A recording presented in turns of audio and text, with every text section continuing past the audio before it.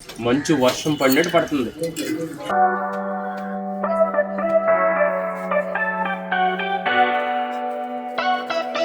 బండేసుకెళ్ళి చక్కగా ఊరంతా మొత్తం ఎలా ఉంది ఏంటి అనేది చూసేసొద్దాం, తిరిగేసొద్దాం. ఫస్ట్ ఆఫ్ ఆల్ ఈ పక్కన ఉన్న వాళ్ళంతా మన చుట్టాలే. దీని వెనకాల ఉంటారు. ఇది ఇటు చూపించండి, ఇది చూపించు. దీనికి ముందు మంచినీళ్ళ చెరువు ఉంది. ఈ చుట్టుపక్కలకి మొత్తం అన్ని ఇళ్ళకి కూడా ఆ చెరువు నుంచే మంచినీళ్ళు అనేది అక్కడ మన మావయ్య ఉంటారు. ఆయన ఇంటికాడ ఆయన ఫిట్టర్ అనమాట ట్యాంకులో. సో ఇదంతా ముందు బయటికి వెళ్ళి ఒకసారి చూసొద్దాం. ఓకేనా?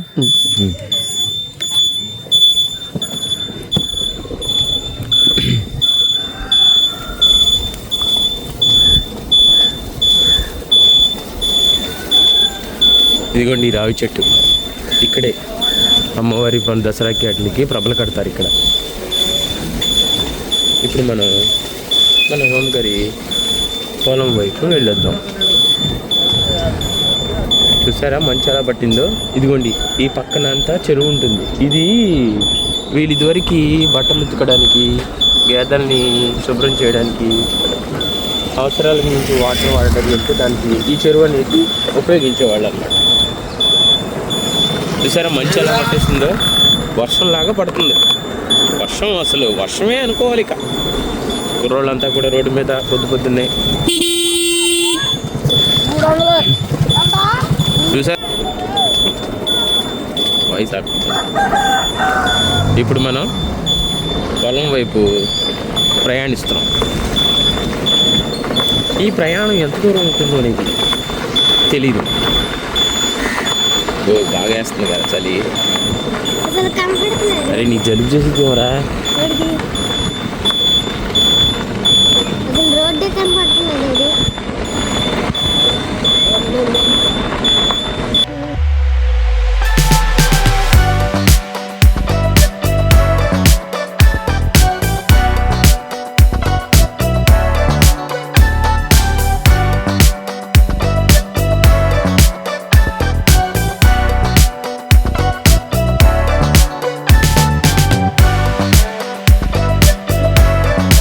పొద్దున్నే ఆయన ఎవరో పారా పలుగు అన్నీ ఇచ్చుకొని వెళ్తున్నారు ఆయన పని మీద.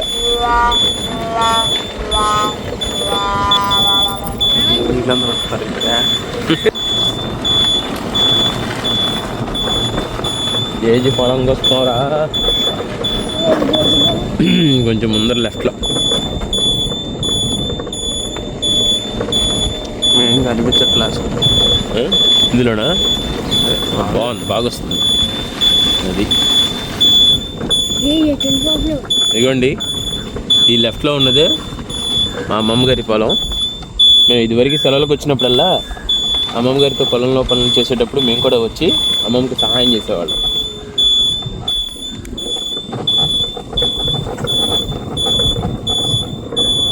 ఇప్పుడు మనం ఇక్కడి నుంచి కొంచెం దూరం పర్లంగా దూరం వెళ్తే మనకు ఒక కాలువ వస్తుంది. ఆ కాలువ మీద వంతెన చాలా, ఆ బ్రిడ్జ్ ఎలా ఉంటుందో ఏంటో కొంచెం ముందుకెళ్ళాక మనం చూద్దాం. ఇప్పుడు వాటర్ ఉన్నాయో లేదో మాకైతే తెలియదు, కానీ ఇదివరకు అయితే వాటర్ ఉండేవి. అది కింద కొంచెం సరదాగా కాసేపు ఉండి వచ్చేసేవాళ్ళం. మేము ఫోటోలో ఇది చేపలు అలా పట్టేవాళ్ళం అక్కడ.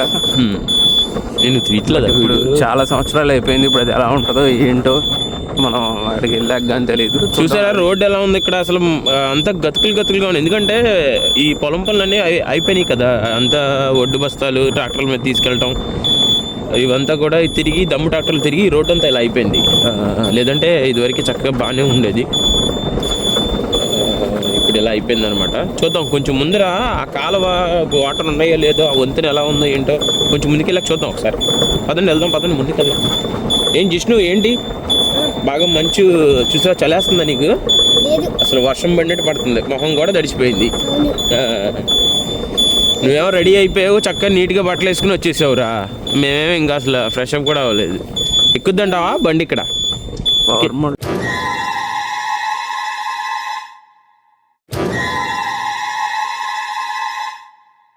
చూసారా ఎలా ఉందో వంతెన? అసలు వ్యూ మాత్రం చాలా అంటే చాలా బాగుంది ఇక్కడ. అసలు మంచు, అసలు కింద నుంచి కాలువ అదంతా కూడా తూటుకూర అంటారు. గ్రీన్గా ఉంది చూసారా మొత్తం. ఇటువైపు చూపించబ్బా, ఇటువైపు వాటర్ కనబడుతుంది. దిగి దిగి దిగు ఒకసారి దిగు, మొత్తం దిగి మనం చూపిద్దాం.